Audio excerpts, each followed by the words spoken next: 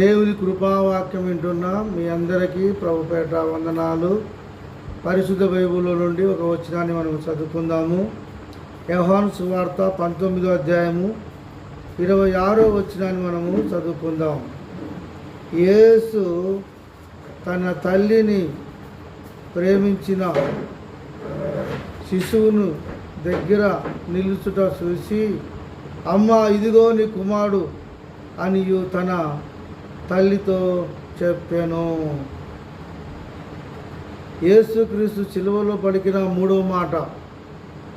ఈ మూడవ మాట మనం జ్ఞాపకం చేసుకున్నట్టయితే, యేసుక్రీస్తు సిలువలో ఉండి కూడా, యేసుక్రీస్తు సిలువ వేదన పొందుతూ కూడా, యేసుక్రీస్తు సిలువలో ఆయన బాధపడుతూ కూడా తల్లిని మాత్రము మరచిపోలేదు. తల్లిని జ్ఞాపకం చేసుకున్నాడు యేసుక్రీస్తు. అయ్యో, ఇన్నాళ్ళు నేను తల్లిని పోషించాను, ఇప్పుడు నేను గతించిపోతూ ఉన్నాను. మళ్ళీ నేను పోయిన తర్వాత మా తల్లికి చూసుకునేవాడు కావాలి, మా తల్లిని పోషించేవాడు కావాలి, మా తల్లికి సహకారంగా ఉండేవాడు కావాలి, మా తల్లికి కొడుకులు లేని లోటు ఉండకూడదని యేసుక్రీస్తు ఆయన ప్రేమించుతున్న శిశువుని చూసి, తల్లిని చూసి అంటున్నాడు తన తల్లితో, అమ్మ, తన తల్లియు తను ప్రేమించిన తన శిశువుని చూసి నిలుచుండుట చూసి, అమ్మ ఇదిగో నీ కుమారుడని తన తల్లితో చెప్పాను. అమ్మ ఇదిగో ఈడ ఉన్నాడు, ఈయన నీ కుమారుడు, నువ్వు భయపడాల్సిన అవసరం లేదు అని చెప్పేసి తల్లితో చెప్పాడు. అక్కడ కింద మరొక వచనం చదివినట్టయితే 27వ వచనము, ఆ తర్వాత శిశువుని చూసి ఇదిగో నీ తల్లి అని చెప్పాను. ఆ గడియ నుండి ఆ శిశువుడు ఆ అమ్మను ఇంట్లో చేర్చుకున్నాను. తల్లితో చెప్పినట్టు యేసు ప్రభు శిశువుతో కూడా చెప్తున్నాడు, ఇదిగో నీ తల్లి అంటూ ఉన్నాడు. ఎమ్మడే యేసు ప్రభు ఒక శిశువుడు ఎమ్మడే తల్లిని ఇంట్లోకి చేర్చుకునేను. చూసావా, తల్లిని ఏ లోటు లేకుండా చూసుకుంటున్నాడండి.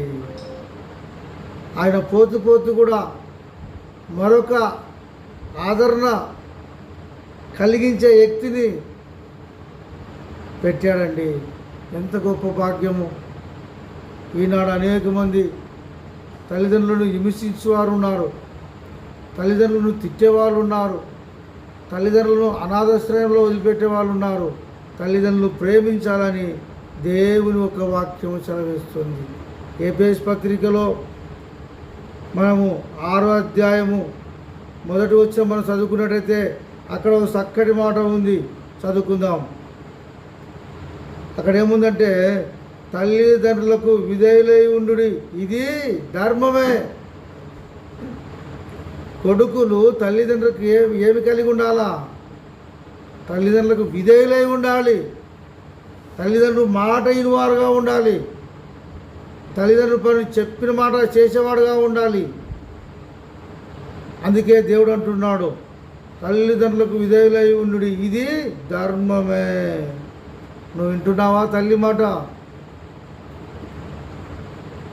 తల్లి మాట వింటున్నావా? తండ్రి మాట వింటున్నావా? పెద్దల మాట వింటున్నావా? దేవుని మాట వింటున్నావా? వినాలి. ఇంటనే నీకు ఆశీర్వాదం, ఇంటనే నీకు దీవెన. అక్కడే మరొక మాట చూసినట్టయితే, నీకు మేలు కలుగునట్టు నీ తండ్రిని నీ తల్లిని సన్మానింపుము. నీకు మేలు కలగాలి అంటే నీ తల్లిని నీ తండ్రిని సన్మానించాలి, వాళ్ళను గౌరవించాలి, వాళ్ళను ప్రేమించాలి. తల్లిదండ్రులు లేనిది నువ్వు లేవు. తల్లిదండ్రులు ఎంతగానో నిన్ను పోషించారు, నిన్ను పెద్దవానిగా చేశారు, నీకు చదువు నేర్పించారు, అన్ని రకాలుగా నీకు సహకారంగా ఉన్నారు. తల్లిదండ్రులను సన్మానించేవాడుగా ఉన్నావు. సన్మానించాలంటే చాలా గొప్పడము, ఒక పూలదండ వేయడం కాదు, వాళ్ళకు విధేయత కలిగి ఉండుట, వాళ్ళని గౌరవించుట, వాళ్ళను ప్రేమించుట.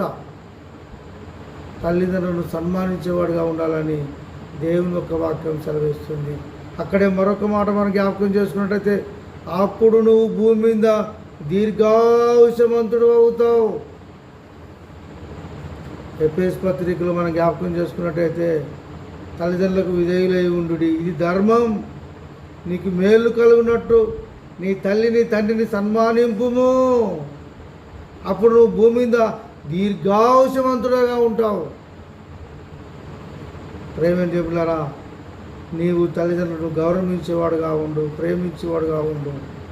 యేసు క్రీస్తు ఎలాగా తల్లిని ప్రేమించాడో, తల్లికి ఎలాగ సహకారంగా తన శిశువును ఉంచాడో, నీ తల్లికి ఏది కొదవ లేకుండా, ఏది తక్కువ లేకుండా చూసుకోవాల్సిన బాధ్యత ఈ వాక్యం వింటున్నా నీ మీద ఉంది, నా మీద ఉంది, మనందరి మీద ఉన్నది.